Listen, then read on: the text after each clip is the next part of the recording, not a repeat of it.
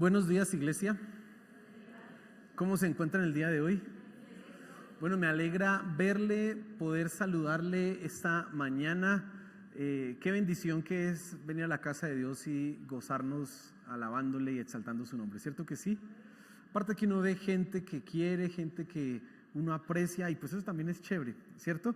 Quiero que abra su Biblia, por favor, en Lucas capítulo 10, y tenga ahí Lucas capítulo 10, vamos a leer desde el versículo 17 hasta el 20, y luego vamos a mirar 2 Corintios capítulo 7, pero vamos a empezar con Lucas, y he titulado la enseñanza esta mañana, alegrías sí, tristezas. Alegrías y tristezas, cosas que normalmente todos pasamos, alegrías y tristezas. ¿Y por qué escogí este tema? Bueno, le voy a contar, hasta el día viernes, bueno, en realidad hasta el día de ayer a cierta hora, la introducción de mi mensaje decía: hoy estoy alegre porque Nacional quedó campeón. Y por eso para mí el mensaje hoy era alegrías, y más porque yo iba a celebrar que Nacional queda campeón y ganándole a Millonarios. Pero no. Entonces me tocó cambiar el mensaje, cambiar la introducción de la enseñanza. Felicitaciones a los hinchas de Millonarios. Tocaba dejarlos ganar, pobres, tocaba. Mentiras. Lo único es que no se olviden que tenemos más estrellas todavía. Pero miren, utilizo lo que pasó el día de ayer en la final del fútbol colombiano como una introducción a temas que realmente son necesarios entender a la luz de las Escrituras. Es decir, ¿qué te hace alegre a ti? ¿Qué te hace a ti triste? ¿Qué te alegra la vida? ¿Qué te entristece la vida? Esas son preguntas importantes, son preguntas fundamentales, son cosas que nosotros tenemos que responder a la luz de la Escritura, y no a la luz de un partido de fútbol, o a la luz de un salario, o a la luz de un viaje. Es necesario que nosotros, que tú, puedas responder esa pregunta de la alegría yendo a la palabra de Dios, y de eso es lo que quiero que hablemos. Normalmente, y todos nosotros andamos en búsqueda de la felicidad. ¿Quién quiere estar triste? Ayer estábamos en una reunión de parejas y presentaban un video de una canción, y la canción era la historia pues de dos jovencitos, se casan, se enamoran. Es muy bonita, es una canción de Elena y no sé quién, no me acuerdo cómo se llama el esposo, Harold y Elena. Es muy bonito, se ve el video y ay, tan lindo, y esos videos están hechos con la ilusión que todos tenemos de casarnos y ser ¿qué? Felices y estar alegres. Eso es algo propio del ser humano. Mire, ¿por qué son tan exitosos los programas o los cuentachistes? Pues porque a todos nos gusta reírnos. ¿A quién no le gusta reírse de un buen cuento? Ay, claro, eso es chistoso. Y nos alegramos, nos gozamos. Y hasta usted ve memes en donde a un perro le sale que está riéndose. Pues no se ríe, pero sale riéndose. Y el caballo y todo le colocan ahí la risa falsa, ficticia, porque es algo natural. Algo que no deseamos es la tristeza, pero también sucede. Usted no quiere estar triste, pero en la experiencia humana, en lo que nosotros vivimos, la tristeza hace parte, y casi que en algunas vidas abunda la tristeza. Y entonces yo quiero que miremos esto a la luz de las Escrituras y podamos responder qué debería ser la alegría del creyente y qué debería entristecerlo. Quiero que tú tengas esto claro esta mañana. Y entonces, si usted es hincha de Millonarios, pues alégrese, qué bueno, qué rico que haya quedado campeón, de chiripa, pero quedó campeón. Y si usted es hincha de Nacional, pues perdimos, y bueno, ¿qué se le puede hacer, cierto? Pero eso no puede definirte, eso no puede definir nuestra felicidad o nuestra tristeza, no puede. Pero yo veo gente que no es creyente que sí está definiendo su vida por eso. Gente que sintió la noche de ayer como si fuera la más feliz del mundo. Pero ganó un equipo, bueno, pues qué rico. Pero como si fuera lo último y ya. Y lo terrible es que mañana vuelve a empezar el campeonato y otra vez, y quién sabe qué va a pasar. Eso cada año anda usted en una cosa ahí terrible. No hay un final. Y para otros, entonces la noche de ayer era la tristeza porque qué humillación, que no hay que... bueno, espero que usted no esté entre ese grupo de personas y que más bien aprovechemos esto como una oportunidad para mirar la escritura, qué dice frente a la alegría y qué dice frente a la tristeza. Amén. Pero antes oremos. Señor, gracias por tu palabra, gracias porque podemos reunirnos a exaltar y a glorificar tu nombre. Y en este momento te pido, Señor, te pedimos, te suplicamos que nos hables, que podamos entender qué es lo que debe alegrarnos y qué es lo que debe entristecernos, que podamos, Señor, entender en tu palabra estas verdades y aplicarlas a nuestros corazones. Amén y amén. Bien, quiero que abra su Biblia entonces, ya le había dicho, en Lucas capítulo 10, y vamos a leer desde el versículo 17 hasta el versículo 20. Entonces dice la escritura así: volvieron los 70 con gozo, diciendo: Señor, aún los demonios se nos sujetan en tu nombre. Y él les dijo: yo veía a Satanás caer del cielo como un rayo. He aquí, os doy potestad de hollar serpientes y escorpiones y sobre toda fuerza del enemigo, y nada os dañará. Pero no os regocijéis de que los espíritus se os sujetan, sino regocijaos de que vuestros nombres están escritos en los cielos. Amén. Miremos un poquito ese pasaje. Lo que está diciendo, palabras más, palabras menos, nuestro Señor Jesús, es que la fuente de tu felicidad debe ser que tu nombre está escrito en el reino de los cielos. Otra manera de decirlo es que tú eres salvo. Esa es la fuente de la felicidad. Pero el pasaje muestra a unos discípulos, que llegan ante el Señor Jesús. Usted sabe la historia. El Señor Jesús los preparó, los capacitó, y de repente en un momento los envió a hacer la tarea. Les dijo: vayan por las aldeas, vayan por los lugares, prediquen el evangelio, no lleven espada, no lleven alforja, no lleven dinero, nada que a ustedes les van a dar, no se preocupen. Les dio unos consejos. Evidentemente, si usted está con el jefe, con el duro, pues usted va contento, pero si le toca solo, la cosa ya se pone un poco más difícil. Pero ellos regresan, y cuando regresan están felices, están gozosos, porque dicen: aún los demonios se nos sujetaban. Eso implica no solamente que los demonios se sujetaban, sino que ellos habían sido exitosos. Probablemente la gente a la que ellos le predicaban el evangelio lo aceptaba con gozo, fueron bien recibidos. Quizás 1 o 2 o 3 o 10 no aceptaron, pero la gran mayoría sí escucharon la palabra, y por eso ellos agregan aquí: y aún los demonios se nos sujetan. Es decir, aún el poder espiritual del Señor Jesús ellos lo tenían, y entonces cuando estaban orando para la liberación de un endemoniado, eso sucedía. Eso los llenaba de gozo, y pues tenemos que reconocer que eso tiene que llenarnos ¿de qué? De gozo, de alegría. Y ellos están aquí. El Señor Jesús les responde: yo vi a Satanás que descendía del cielo como una estrella, y además dice, y él reafirma: les voy a dar autoridad a ustedes sobre todo. Les voy a dar autoridad.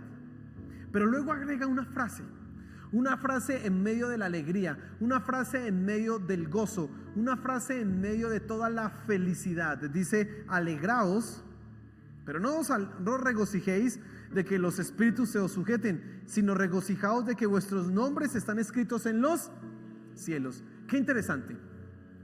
Esto nos lleva a pensar las mismas palabras del Señor Jesús que encontramos en el Evangelio de Mateo, en el Sermón del Monte. Hablando de los falsos maestros, él decía: en aquel día me dirán muchos: Señor, en tu nombre profetizamos, en tu nombre hicimos milagros, en tu nombre echamos demonios. Y lo más terrible es que él dice: apartados de mí, no los conozco. ¡Ah! Terrible. A veces, y aquí hablando en un contexto cristiano, nosotros nos alegramos porque tenemos éxito en nuestro ministerio, porque las cosas nos van bien y nos funcionan a nivel ministerial, porque o cantas bien, o tocas un instrumento bien, o predicas, o se sujeta un demonio a la oración que tú haces, y entonces es liberada la persona, o tú oras y alguien es sanado. Y claro, y uno se alegra por eso, pero el problema es que se pueden hacer todas estas cosas y no ser salvo. Por eso el Señor Jesús dice: alégrense, no solo por eso, en realidad alégrense porque ustedes estén escritos en el libro de la vida. El Señor Jesús, le decía yo hace un tiempo, a nuestro Dios, perdón, le gusta leer. Él es amante de los libros, le gusta escribir. Y como que tiene unos libros gigantescos, porque ahí está escribiendo, por ejemplo, los que son salvos. Y lo empezó a escribir desde la fundación del mundo. Ahí está el libro escrito. Y ese hecho, que tú estés escrito en el libro de la Biblia, en el libro de la vida, perdón, en realidad es lo que debe llenarnos a nosotros de gozo, no el éxito ministerial. Aunque déjeme decirle que sí, nos alegramos por eso, pero en realidad es que tu nombre esté escrito en el libro de la vida. Ahora, ¿por qué esto es importante? Tú tienes que entenderlo y te voy a dar dos razones. La primera es porque si tú te alegras por las cosas de este mundo, pues vas a darte cuenta que pronto estarás desilusionado. Hace creo que año y medio, volviendo al fútbol, Atlético Nacional quedó campeón, le ganó a Tolima, quedó campeón. Y qué alegría, pero ayer perdió. Es decir, las alegrías de este mundo son muy pasajeras. Así que los que quedaron campeones ayer no celebren por mucho tiempo, porque en el próximo van a perder. No, mentiras. Pero mire, las alegrías de hoy son demasiado pasajeras. Si usted mira el fútbol, no, eso se pasa rapidito. Ya en un mes está empezando otra vez el otro torneo. Pero si piensa, a mí me alegra, no sé, la comida, pues usted come, está feliz en ese momento y a las 2 horas ya tiene hambre. Pues esa cosa. No, a mí me alegra mis hijos y los tuve y tan lindo. Espere y verá que crees que no le va a sacar alegrías. Espérese un momentico. Es muy pasajero lo que en este mundo nosotros tenemos de alegría. Y si tú fundamentas tu felicidad o alegría en las cosas de este mundo, pues vas a resultar decepcionado y desilusionado, porque pronto vas a descubrir que se acaba muy, muy rápido. En cambio, la vida eterna es eso, eterna. Que tu nombre esté escrito en el libro de la vida implica algo que no va a tener fecha de caducidad, y eso sí debe llenarte de gozo. Eso debe alegrarte. Entendiendo estas verdades, pues no hay nada, absolutamente nada, que debiera acabar con nuestro gozo. Por eso el apóstol Pablo dice: regocijaos en el Señor siempre. Y otra vez digo, regocijaos. ¿Por qué Pablo insiste en eso? Pues por una sencilla razón. Si ya entendí que al ser salvo, la alegría más grande que pueda tener ya la tengo, pues ¿qué me la va a quitar? Nada. Y por eso él dice: regocíjense, gócense, regocijaos en el Señor, alégrense en Él. Cuando cantamos en la iglesia, en la alabanza, debe ser un momento de regocijo y de alegría, porque estamos celebrando que somos salvos y que podemos cantar y alabar a Dios. Esos deberían ser momentos de fiesta. ¿Ah? Porque precisamente que tu nombre esté escrito en el libro de la vida, que tu nombre esté escrito en el reino de los cielos, implica felicidad por una segunda razón. Tú tienes que entender de lo que hemos sido librados. Y a veces como que se nos olvidan estas cosas. A veces como que damos por sentado que todo está bien, como que todo está sencillo, no, vamos bien por el buen camino. Y yo, ya, pues tan monótono esto. No, espere un momentico. Nosotros estábamos condenados por el pecado, éramos esclavos del pecado. Nuestro destino era inexorable y no podía eludirse. Debías ir y pagar el precio de tu maldad. Eso era morir, ser condenado eternamente. Pero Dios, en su misericordia y en su amor, envió a nuestro Señor Jesús a morir por nuestros pecados, por mi pecado. Y ahora yo no tengo que pagar eso que sí debía pagar. Ahora puedo vivir en libertad. Ahora no soy esclavo del pecado. Aunque la debilidad todavía me asedia, aunque tengo que luchar con esas tendencias, soy más que vencedor y puedo vencer el pecado. Y hay una seguridad y una confianza que tarde o temprano nuestro Señor Jesús vendrá, y tú que has sido salvo serás exaltado y glorificado con Él, y estaremos con Él por la eternidad. Amén. Hermano, eso es gozo.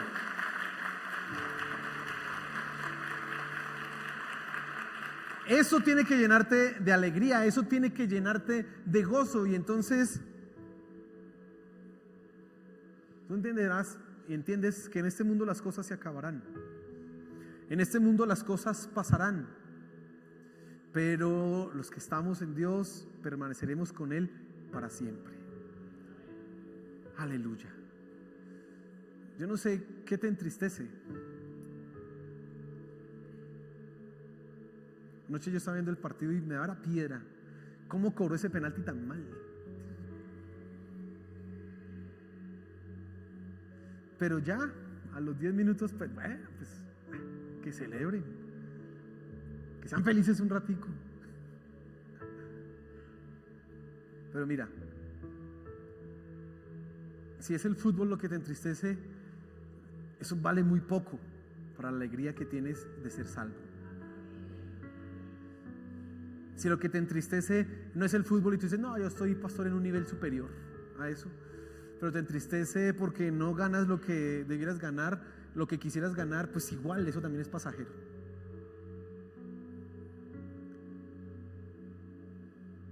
Debes alegrarte porque eres salvo. Si te entristece, es que mi salud o esto, alégrate porque eres salvo, y aunque aquí haya dolor, eres salvo. Eres salvo. Y esa es la fuente de nuestra alegría, amén. Mire, la gente tiene que ver en ti y tiene que ver en nosotros los creyentes felicidad. ¿Por qué? Porque somos libres de lo peor, de lo más terrible que pudiera sucedernos. Porque tenemos asegurado lo mejor que puede darse en este universo, y es la salvación. Ya está asegurada. Eso debe hacerte feliz. Amén. Ahora, en segundo lugar, quiero que pensemos en, bueno, antes de avanzar a las tristezas, yo quiero que en segundo lugar piense, o sea, pastor, solo me alegro porque soy feliz por eso. No. También te puedes alegrar por las cosas de la tierra, de esta vida, pero debes tenerlas en la medida correcta, entendiendo, son pasajeras, así que esto no puede definir mi felicidad. Tú te puedes alegrar precisamente porque quedó Millonarios campeón. Alégrate, pues disfrútalo. Amén. A costillas de los de Nacional, disfrútalo.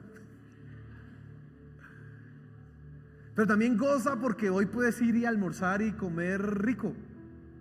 Gózate porque mañana quizás estás en vacaciones y puedes descansar y dormir un rato un poquito más tarde y ver una película. Gózate y alégrate en eso, pero no pienses que si eso falta, entonces eres el más infeliz. ¿Estoy siendo claro?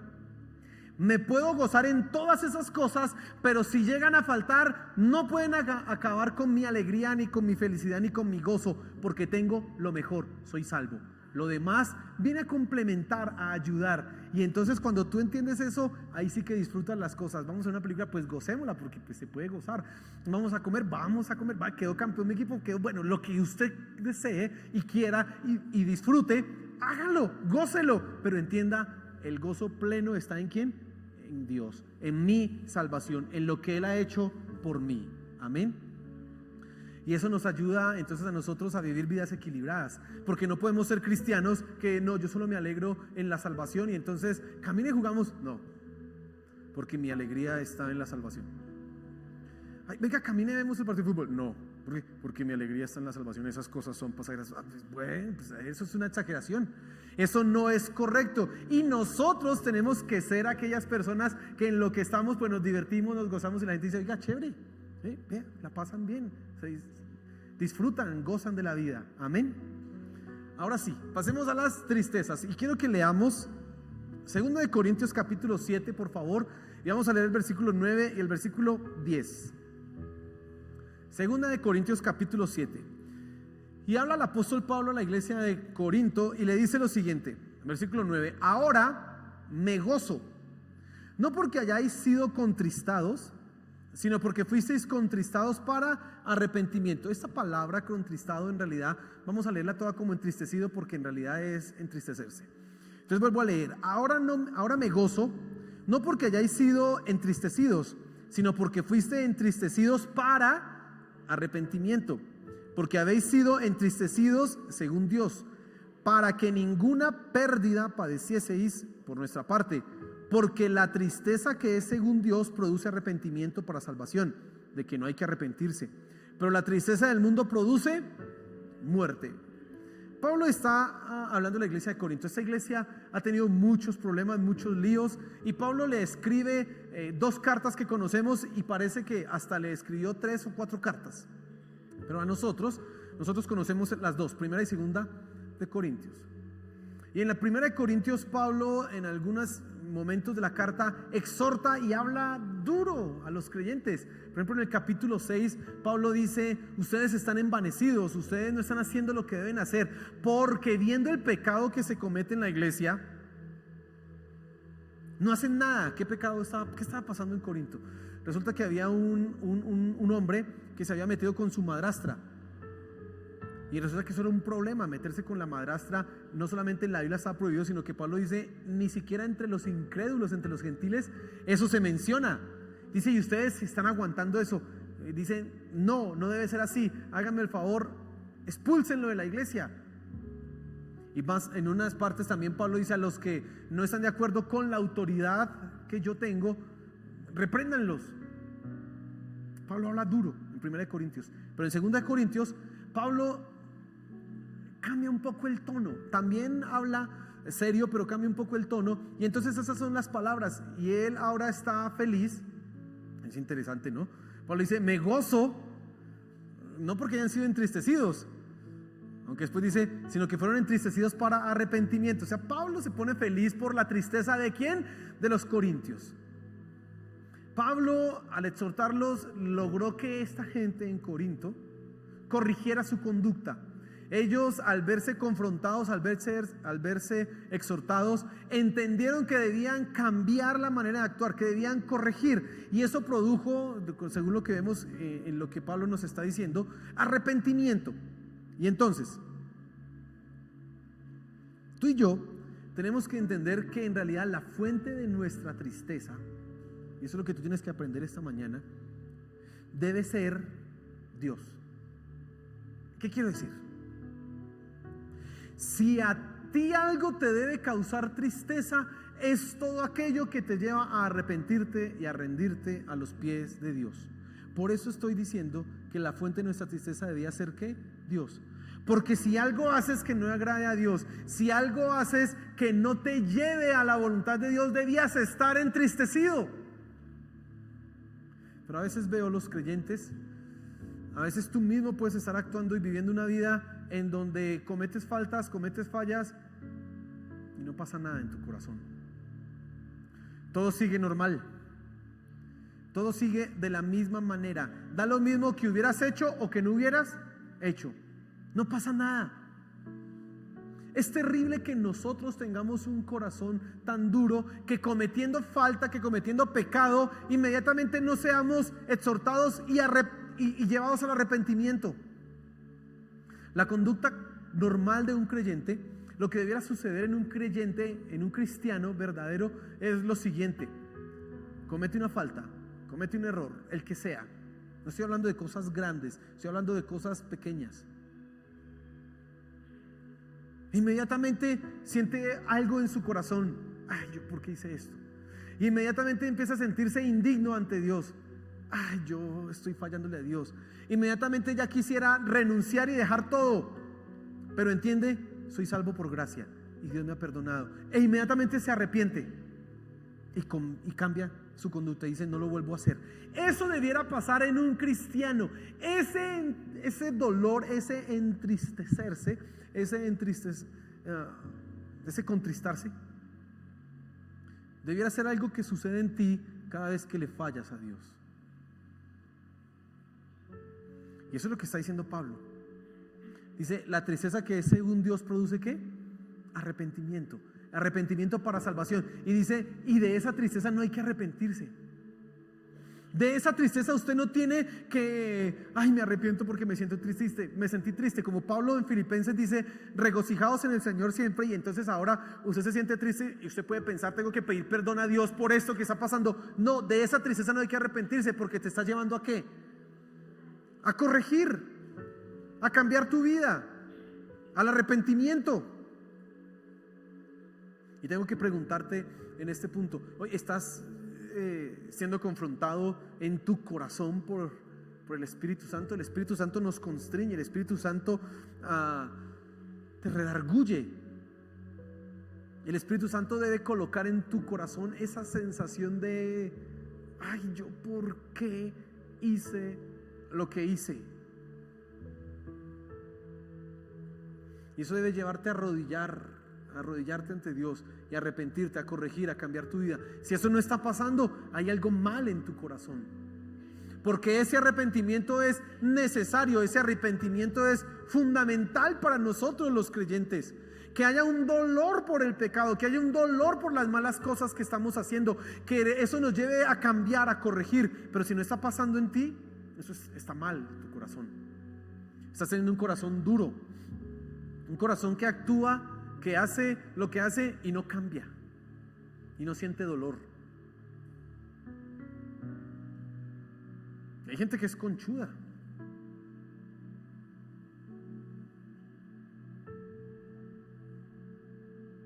Saben que está mal lo que están haciendo, no se arrepienten y antes lo justifican. Y otros peores se alegran del mal que están haciendo, se gozan. Mira, entre tú y yo eso no debe ser así.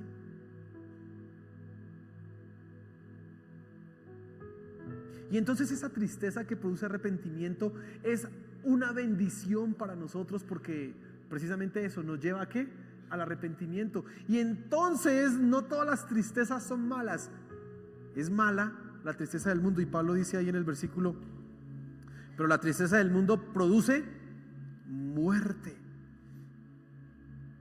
La tristeza del mundo es aquella que no lleva a ningún arrepentimiento, sino que nos deja estancados en el dolor, que nos deja estancados en la situación que estamos atravesando, en el pesar, que nos lleva a la depresión, que nos lleva a un estado de desasosiego, de angustia. Esa tristeza no te acerca a Dios, te aleja de Dios.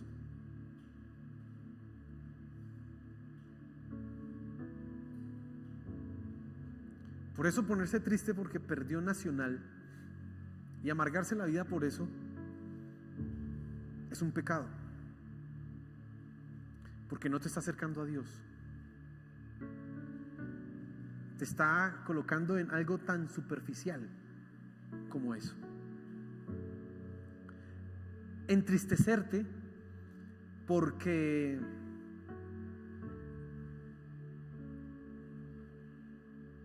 no obtienes lo que quisieras, y pensar entonces que tu vida no tiene sentido ni razón de ser, es un pecado, porque no te lleva ¿a quién? A Dios. Te estanca en el dolor, te vuelve un quejetas, te vuelve una persona que está siempre quejando y lamentándose y denigrando de su circunstancia, y no acercándose ¿a quién? A Dios. Y entonces, ¿por qué puedes tú entristecerte?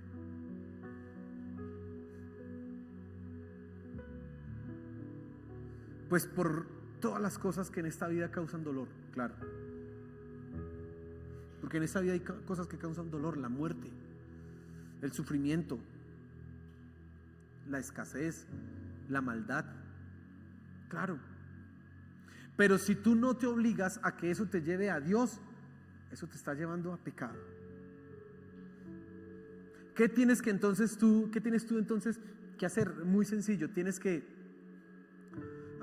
murió tal persona, la escasez me causa dolor, perdió Nacional, no sé, la circunstancia. Y en lugar de enfrascarte en un dolor sin sentido y en una tristeza sin razón de ser, debes ir a Dios. Señor, murió esta persona, me duele,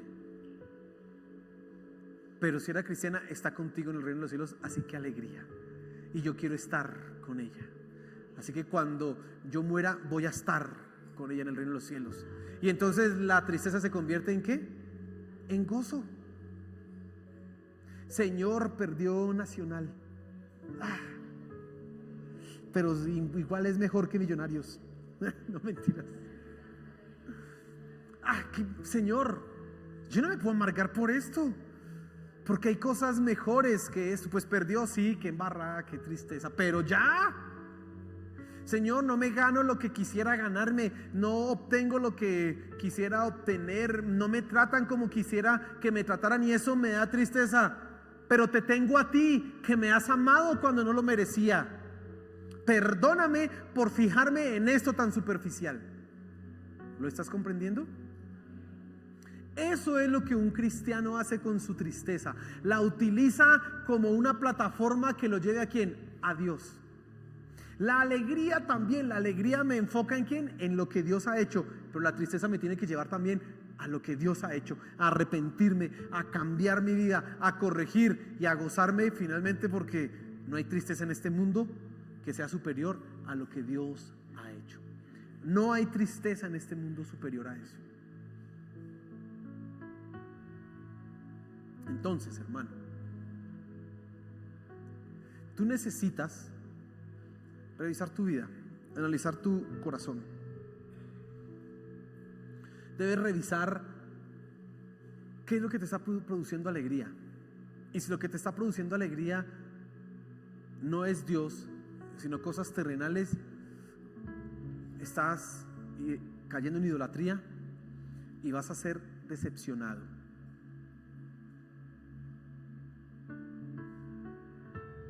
Reitero, si lo que te produce alegría no es lo que Dios ha hecho, sino otra cosa, estás cayendo en idolatría. Yo soy feliz porque me casé con tal, yo soy feliz porque tengo tal trabajo, yo soy feliz porque no sé qué. Estás cayendo en idolatría y vas a ser desilusionado. Vas a pronto a descubrir que eres decepcionado por eso. Y si estás atravesando tristeza, ¿a dónde te está llevando esa tristeza? ¿Te está llevando al arrepentimiento? ¿Te está llevando a corregir y cambiar tu vida? ¿Te está llevando a ser más como Cristo? ¿O por el contrario te está llevando a alejarse de Dios? Hay gente que en medio de su tristeza dice: es que ni ganas tengo de leer la Biblia. No, es que están con la depre, ¿no? La depre, se llama la depre. Tengo una depre que ni siquiera ganas de ir a la iglesia tengo hoy. No voy a la iglesia y todos están como alabando a Dios. Hoy puedo danzar con libertad, pero yo no.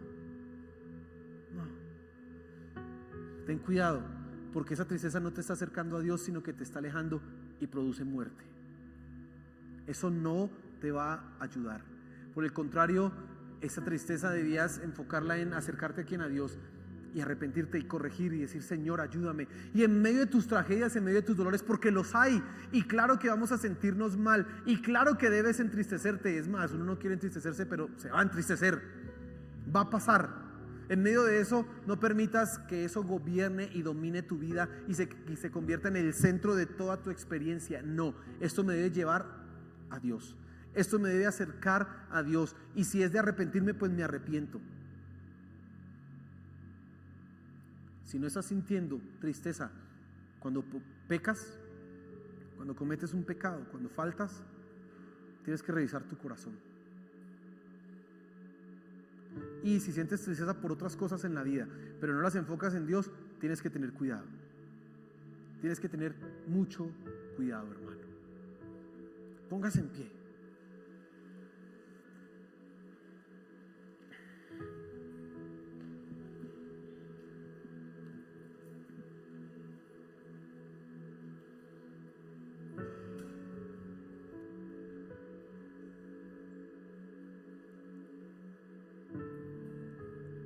Y quiero que oremos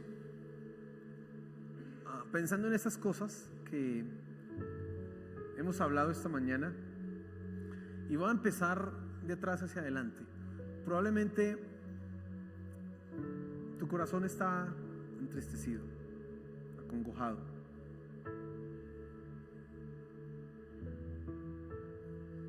Y necesitas recibir de parte de Dios consuelo. Yo no sé la circunstancia que estás atravesando, no sé la situación que estés pasando, no la conozco, pero Dios sí. Y nuestro Dios es fiel. Y dice la Biblia, ahí en 2 Corintios en el capítulo 1, que Él nos consuela. Así que tú debes consolarte ¿en quién? En Dios. Debes consolarte en lo que Él ha hecho. Debes consolarte en su fidelidad, en su bondad. Y aunque estés atravesando por algo difícil, tranquilo, Dios está de tu lado. Él no te ha abandonado, Él no te ha dejado, no se ha olvidado de ti. Vamos a orar en ese sentido. Señor, mira los corazones. Mira, Padre Celestial, tú sabes lo que está atravesando cada persona, lo que está sucediendo en el corazón de cada uno de los que hoy estamos acá.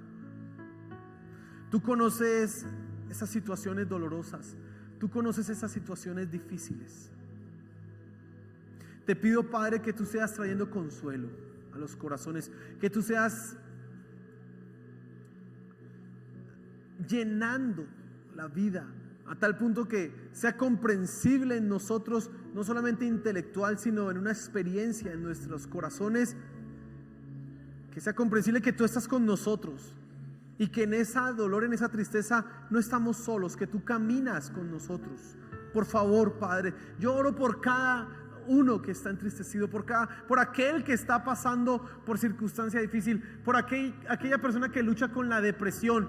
Te pido, Señor, que tú le consueles. Por favor, Señor, consuela los corazones.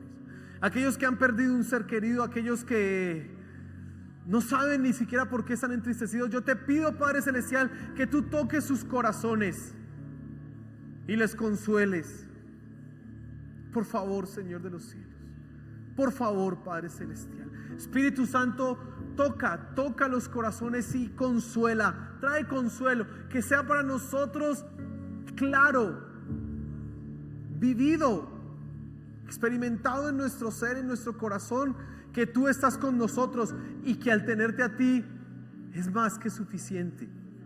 Que eres tú quien nos consuela, que eres tú nuestra fortaleza, que eres tú quien nos lleva adelante. Por favor, Señor de los cielos, por favor te lo suplico, consuela. Pero también oro, Padre Celestial, por aquellos que se entristecen por sus faltas, por sus pecados. Que les ayudes a corregir sus vidas, que les ayudes a cada día parecerse más a nuestro Señor Jesús. Por favor, Señor. Y oro también por aquellos que tienen su corazón endurecido, que han dejado de sentir dolor por sus faltas. Señor, ablanda sus corazones, cámbialos en realidad, cámbialos, te lo suplico, mi Señor Jesús. Cambia esos corazones, por favor. Te lo suplico, Padre Celestial. Por favor. Pero además oramos, Señor, por la alegría de ser salvos, la alegría de que somos tus hijos, la alegría, Señor de los cielos, de que nada, absolutamente nada nos separará de tu mano. Así que estamos asegurados, totalmente asegurados y garantizada nuestra salvación. Y nada nos puede quitar este gozo. Y entonces, Señor, que entendamos que las demás cosas son secundarias, pasajeras, pero la salvación que hemos recibido, el regalo que tú nos has dado, está asegurado y garantizado. Y que esa sea la fuente de nuestra alegría, la fuente de nuestro gozo, Señor. Por favor. Gracias, Padre Celestial. Gracias, mi Señor Jesús. Y dale un fuerte aplauso a nuestro Señor.